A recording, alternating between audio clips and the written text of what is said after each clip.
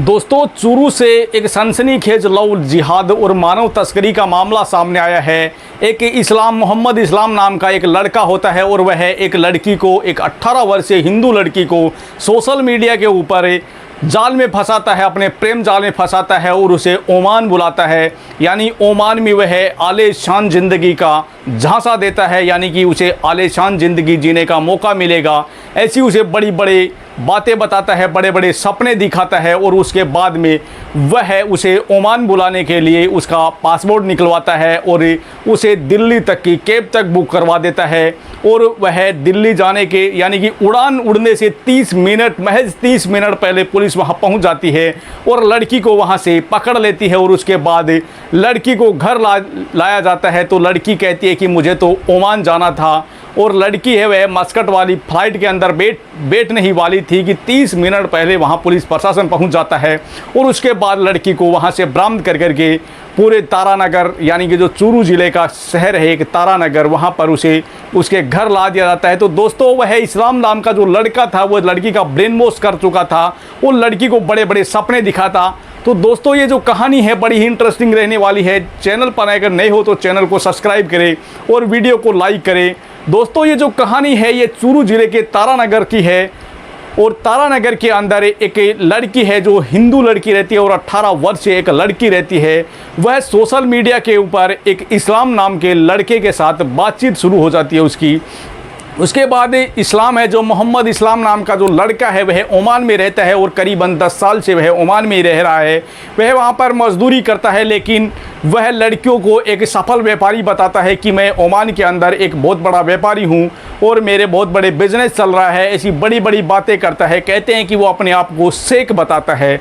अब लड़कियाँ है उसके झांसे में आ जाती है और उसका एक ही काम होता है कि हिंदू लड़कियों के साथ में बातें करना और उसे बड़े बड़े सपने दिखा करके उन्हें मानव तस्करी के लिए, यानी उसे बेचने का काम करने का काम करता है वह, कि उन्हें बेच दिया जाए विदेश बुला करके। लेकिन दोस्तों, वह उस लड़की को जाल में फंसा लेता है। करीबन 8 महीनों से उन दोनों की बातें चल रही थी, दोनों एक दूसरे से बातचीत करते हैं दोनों, और वो प्रेम जाल में ऐसे फंस जाती है कि उसे निकलना मुश्किल है। क्योंकि एक कहते हैं कि मिडिल क्लास की जो लड़की होती है उसे बड़े बड़े सपने दिखा दिए जाए, लग्जरी गाड़ियां है, ऐसी रूम है, ऐसे बड़े बड़े सपने उनको दिखा दिए जाए कि आपको यहाँ घुमाया जाएगा, ऐसा आलीशान बंगला मिलेगा, ऐसे गाड़ियाँ मिलेगी।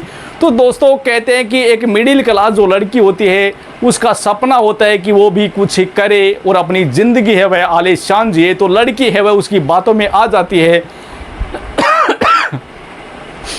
लड़की का है वह पूरी तरह से ब्रेन वॉश हो जाता है। लड़की के दिमाग में एक ही चीज़ चलती है कि उसे तो विदेश जाना है और विदेश जाकर के एक आलीशान ज़िंदगी जीनी है। वह मोहम्मद इस्लाम के चंगुल में फंस जाती है और वह मोहम्मद इस्लाम को कहती है कि ठीक है, मैं ओमान आ जाऊंगी, मैं विदेश आ जाऊंगी और वहां आकर के आपके साथ रह लूँगी।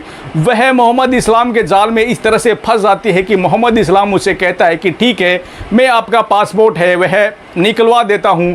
वह उसका पासपोर्ट निकलवा देता है। लड़की है वह पासपोर्ट बनवा करके उसके बाद उसका वीज़ा भेज दिया जाता है और वीज़ा भेजने के बाद उसकी मस्कट की, यानी कि मस्कत है उसकी टिकट करवा दी जाती है और टिकट करवा करके लड़की को दिल्ली से, यानी कि घर से, तारानगर से दिल्ली तक का कैब है वह भी बुक करवा दिया जाता है। और उसके बाद लड़की है वह सुबह करीबन 8:30 बजे घर से निकल जाती है और घर से निकलने के बाद घर वालों को यह भी पता नहीं है कि लड़की कहाँ गई।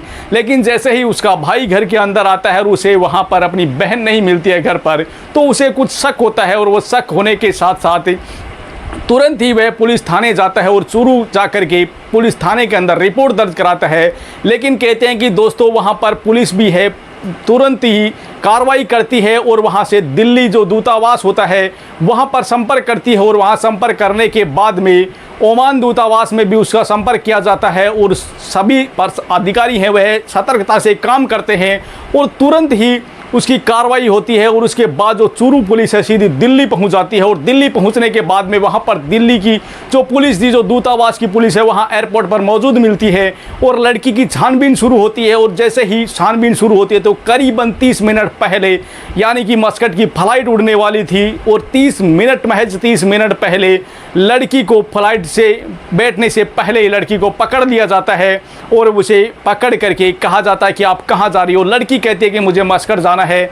मुझे आप क्यों पकड़ रहे हो? लेकिन पुलिस है, अगर पुलिस प्रशासन अगर 30 मिनट देर हो जाता तो लड़की है वह मस्कट पहुंच जाती और मस्कट पहुंचने के बाद लड़की को वहां बेच दिया जाता, ऐसी संभावना बताई जा रही थी। क्योंकि चूरू एसपी जय यादव बताते हैं कि अगर हमने 30 मिनट अगर देर कर देते, अगर हमसे 30 मिनट की देरी हो जाती तो लड़की है वह मस्कट पहुंच जाती और वहां जाकर के शायद उस लड़की को वहां बेच दिया जाता। इसलिए हमने 30 मिनट की देरी नहीं की और हमने लड़की को बचा लिया। तो दोस्तों, वह लड़की है मस्कट, यानी कि लड़की को बड़े बड़े सपने दिखाए गए थे। यानी कि थाना अधिकारी बताते हैं कि उसे बड़े बड़े सपने दिखाए गए थे, उसका ब्रेन वॉश कर दिया गया था और लड़की के दिमाग में एक ही चीज़ फील्ड कर दी गई थी कि उसे बड़े बड़े बंगले मिलेंगे, बड़ी बड़ी गाड़ियां मिलेगी, लग्जरी लाइफ मिलेगी। अब लड़की को क्या चाहिए दोस्तों? लड़की है वह सपनों में खो जाती है और वह मोहम्मद इस्लाम के चंगुल में इस तरह फंस जाती है कि वह उसी चंगुल से निकलना उसे मुश्किल हो जाता है।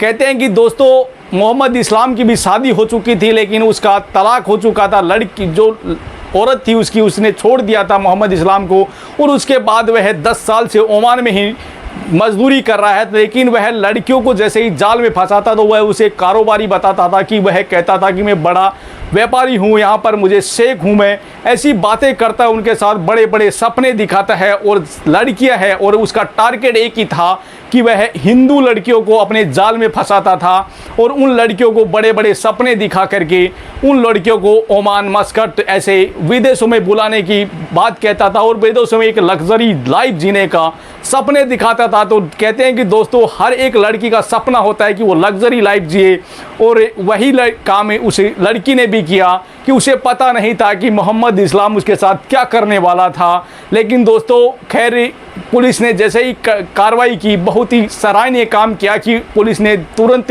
यानी कि फैसला किया और तुरंत कार्रवाई की।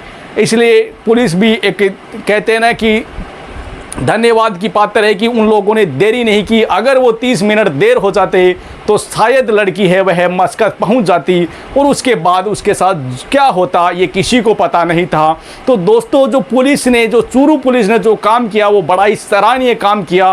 उन लोगों ने तुरंत कार्रवाई कर करके और तुरंत संपर्क किया दिल्ली दूतावास से और लड़की को वहां से बचा लिया गया। तो दोस्तों, ऐसी जो घटनाएं हैं वो दिन प्रतिदिन बढ़ती जा रही हैं। इन घटनाओं को रोकना होगा कैसे भी करके और जैसे ये घटनाएं ऐसे नहीं रुकने वाली है दोस्तों। हमें सतर्क रहना होगा, सजग रहना होगा, हमें सचेत रहना होगा, तब जाकर के ये घटनाएं रुक सकती है।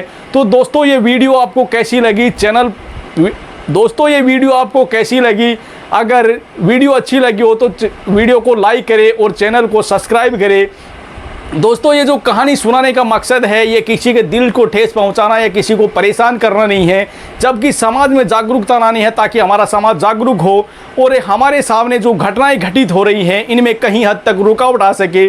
दोस्तों, क्योंकि दिन प्रतिदिन ऐसी घटनाएं हैं वो हमारे समाज में बढ़ती ही जा रही है, रुकने का नाम नहीं ले रही है और लड़कियों के साथ में जो हो रहा है वो बड़ा ही घिनौना हो रहा है। इसलिए हम अगर सचेत रहेंगे तो इन घटनाओं से कहीं हद तक हमें छुटकारा मिल सकता है। लेकिन हमें एकजुट होना होगा और हमें सचेत रहना होगा और सचेत रह कर के ही हमें ऐसा काम हो सकता है। वरना दोस्तों, ऐसा काम है वो बढ़ता ही जा रहा है, दिन प्रतिदिन ऐसी घटनाएं हैं वो बढ़ती जा रही है, रुकने का नाम नहीं ले रही है। तो दोस्तों, इन घटनाओं से बचने के लिए हम लोगों को सचेत रहना होगा।